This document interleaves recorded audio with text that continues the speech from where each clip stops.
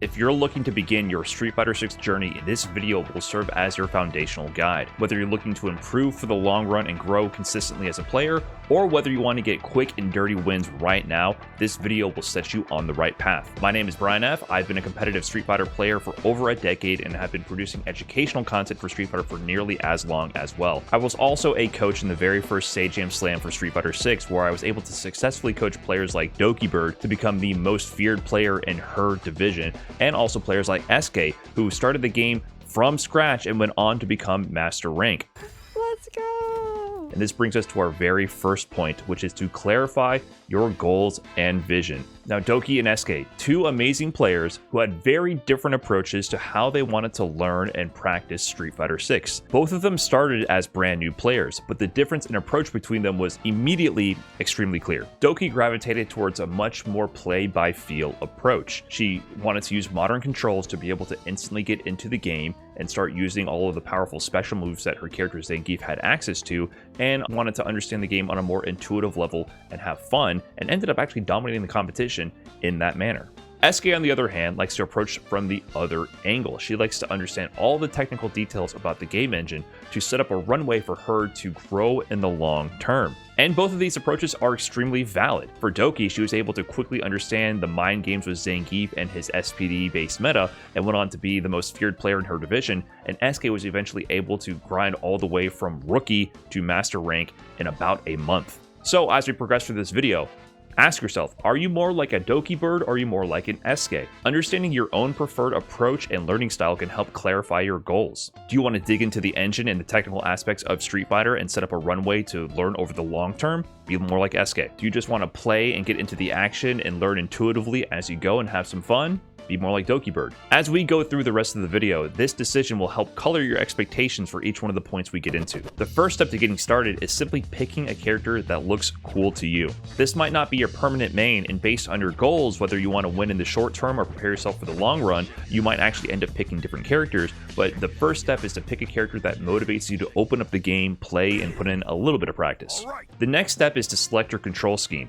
This is a major crossroads in your journey. You have two choices to choose between, modern and classic. In classic, you have access to your character's complete moveset, but have to perform the special moves and supers by doing the full command motions. Modern control scheme, on the other hand, has access to one-button specials and one-button supers. It eliminates the need to learn all of the complex special move inputs, which can be a real hindrance to players first picking up Street Fighter 6. In exchange for the ease of execution, you actually do lose access to a few normals whenever you select your character, and also any special moves performed with the shortcuts and supers have reduced damage. Which one should you pick? It depends more on your approach. If you identify more with the Doki version of intuitive gameplay and are looking to win now, I highly suggest picking modern. That's not to say that if you have more of an Eskay mindset that modern would be the wrong choice. It's just that modern does allow you to more immediately get into the mind game aspect of Street Fighter 6. Let's go, Doki! The freest match I've seen! Oh my goodness. If you find satisfaction in practicing your execution and want to have access to all normals and have no restrictions on your gameplay whatsoever, then Classic might be the control scheme for you. Just note that for many beginners, learning to execute special moves and supers in Classic does take a fair amount of practice. For many people, they might find this to be very mundane and repetitive because it essentially is, but some people really enjoy that. Me personally, I enjoy the execution side of fighting games, so I don't mind practicing it for the extra advantage. Both control schemes are extremely valid and both have their pros and cons, and both are very suitable for even high-level gameplay. While most pros do use classic controls, there are many high-level pros that use modern as well, and both are very deadly control schemes. Remember, at the end of the day, it's about how strong the player is, regardless of the character and control scheme. That's as clean around as you can get, a perfect for Tachikawa. Once you've selected your character and your control scheme, boot up training mode and just press some buttons. Here you can get used to moving around and using each of the different directional inputs, left, right, up, and down. Get a feel for how your character walks around the screen and how they jump. Next, you can try out their normal attacks. With classic controls, you have 6 normal attack buttons to choose from: light, medium, and heavy punch, and light, medium, and heavy kick. With modern controls, they simplify this to a light, medium, and heavy attack button.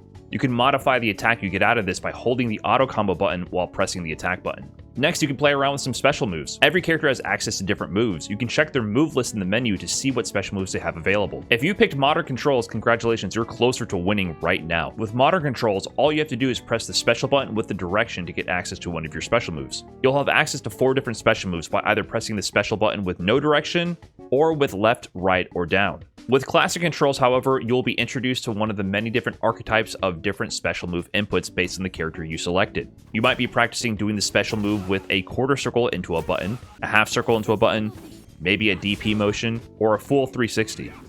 Try executing some of the special moves and see if you like what the character does on screen. Once you've settled on a character and a control scheme you want to start with, it's time to learn a little bit about the flow of Street Fighter 6. The goal of Street Fighter 6 is obvious. It's to deplete the life bar of your opponent before yours gets depleted in return. The flow of the gameplay is centered around controlling space, sort of like a fencing match. You generally use your attacks to prevent the opponent from approaching you and to allow you to gain more space. Whoever wins this spacing battle often wins the game, as they push the opponent into the corner where they are unable to adjust their spacing to avoid the range of your attacks. When you have the opponent cornered, you have the luxury of walking forward or back when they cannot walk back any further. This means you have more advantage in adjusting your space to either bait out their moves to cause them to whiff punish them, or to pressure them with your attacks and eventually go in for a throw. The throw is the mechanic that makes Street Fighter work. While blocking does defend against nearly all attacks, throws are the mechanic that beats blocking. The general rule of defense in Street Fighter is that everything can be blocked by holding back or down back.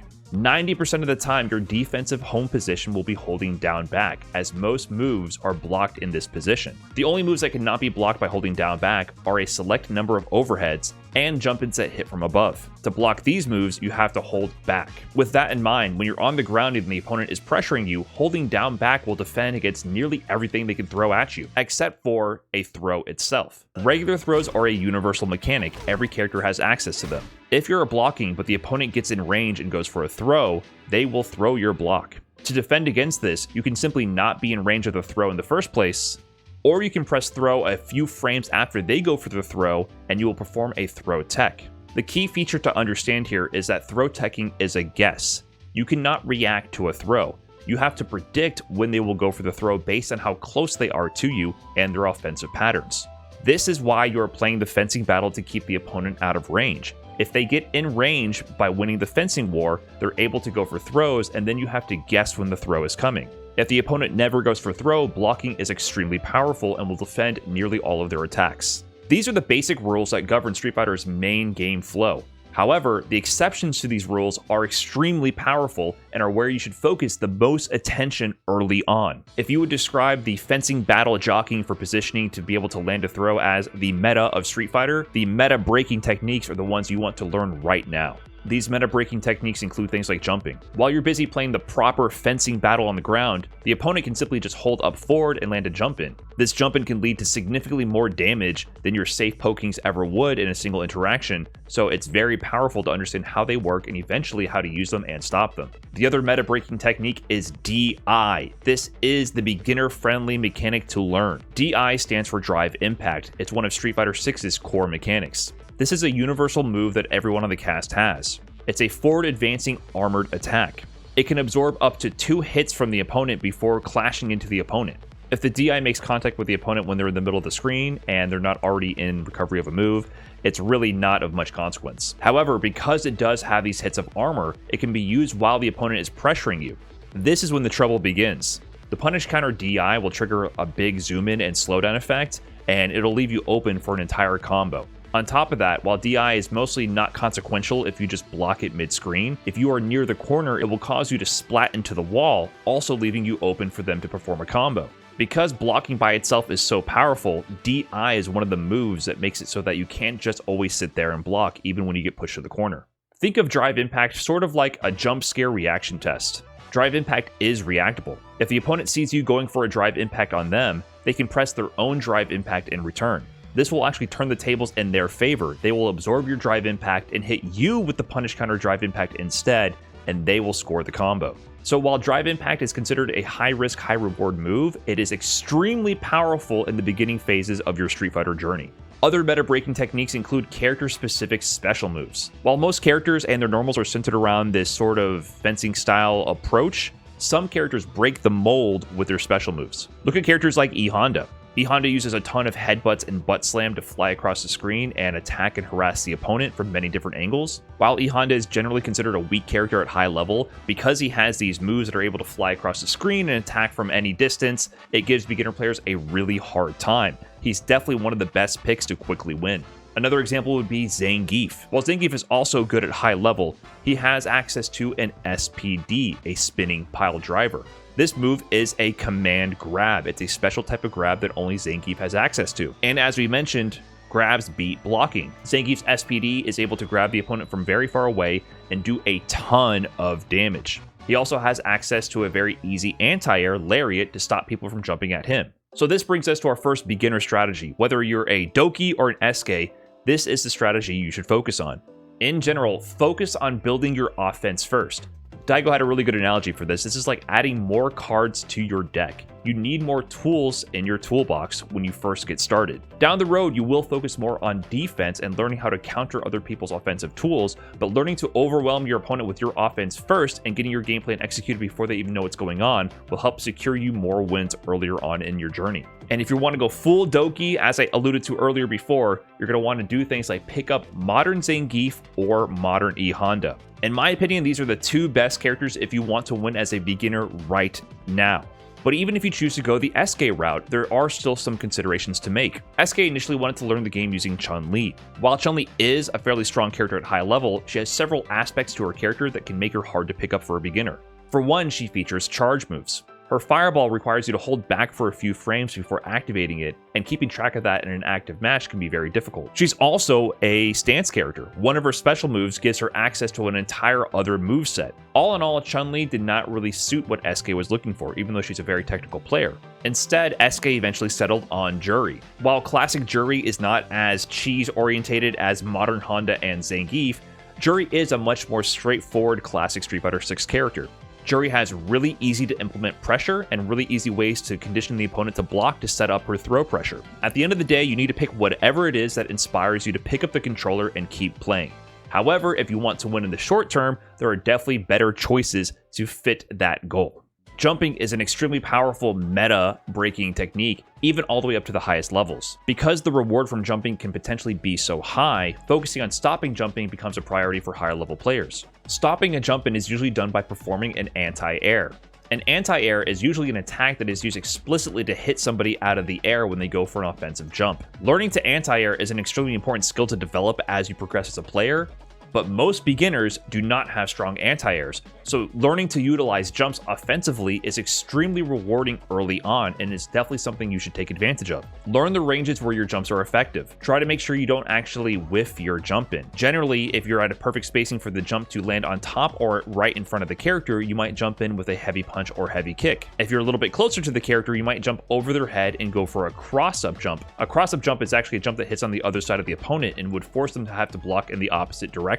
Experiment with your specific jump-ins and ranges and learn when to press the buttons to actually hit the opponent on the way down with your offensive jump. Learn to use DI both on offense and defense. DI, as I mentioned before, is a high-risk, high-reward move, but if the opponent does not know how to counter the DI, you should not stop doing it.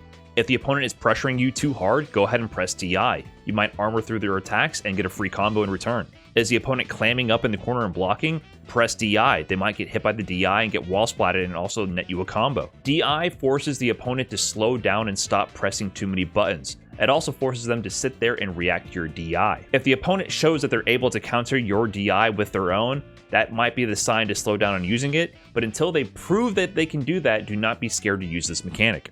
And while your main strategy as a beginner will be centered around implementing these offensive techniques, that makes learning the counters to these techniques equally as valuable. One of the main pieces of advice I gave to Eskay that really helped level up her defensive understanding of the game is the 3-block rule. Generally on defense, you're only scared of eating a throw. This is the main motivating factor behind why you don't want to sit there and block forever, because if you're blocking normals forever, they can eventually walk in and throw you. However, one thing to keep in mind is, if you block enough moves from your opponent, the space will be created where they can no longer throw you. Their throw will simply whiff. They're going to have to walk back into range and risk getting hit by one of your buttons in order to get that throw. Therefore, your reward for blocking long enough successfully is the relief of the threat of throw. We can put this into a really practical strategy with the 3-block rule. If you hold down back and block 3 normals from the opponent, at this point you can stop holding down back and start holding back instead and walk away from their pressure. After you block these 3 normals from the opponent, they're going to have to walk really far in to be in range for a throw. So don't be scared when blocking, especially mid-screen. The worst thing that can happen if you block is you get thrown. Getting thrown always does significantly less damage than getting hit. This is where the meme "take the throw" that Street Fighter players have coined comes from. While you can't take throws forever, if you literally just only hold down back, the opponent is forced to constantly go for lower damage options. So don't be scared to sometimes block, especially mid-screen. Block 3 attacks, hold back and walk away from the pressure, and reset the situation. The next I alluded to before is to counter your opponent's DI. At the beginner level, tons of people love to spam DI because if it hits, it does so much damage and it blows through people's strategies. So if you learn to sit there and wait to see the opponent start to flash with their DI and press and counter with your own, you can shut down many spamming opponents. This is where learning your character-specific combos comes into play. If you land a counter DI, you should do the most damage possible to them. If you play a character like Modern Geef, for example, all you simply have to do is press the special button right then to land your SPD for a ton of damage. If you're playing on Classic, however, you might have to learn a more specific combo. Eskay! I taught her My that. poor heart! The next tip is key for defense, and this was one of the most difficult things to drill into Doki, Eskay, and everyone on the team's head. That is to backroll on Wake Up. Wake Up is the state where you get off the ground after an opponent does a move that knocks you down. For most knockdowns, if you don't do anything, your character will perform a quick get up in place. This is the default behavior of the game, and it is bad in most situations. Quick get up often leaves you really close to the opponent after they knock you down, which lets them get in for easy pressure, and also often sets up this really cheesy cross-up scenario that beginner players love to spam. The easy solution to this is to do backroll on Wake Up literally 100% of the time. You will learn the exceptions of when it's better to not backroll at like a really high level, but as a beginner, I'm telling you, backroll every single time. It will make your life on defense so much easier. On a common knockdown, the backroll will just simply get you away from the situation. And if they're going for that cheesy cross-up scenario, if you backroll, they're going to be in front of you and you can actually anti-air them. If you don't do the backroll here, they're going to get a nasty cross-up and you're going to be in a bad defensive situation. To perform a backroll, if you're using modern controls, simply hold 2 attack buttons as you hit the ground from the move that knocked you down, or you can mash it to attack buttons instead. If you're using classic controls, you simply hold 2 kick buttons as you hit the ground, or you can mash the buttons instead. Make sure to drill this into your muscle memory. You should be always backrolling every knockdown.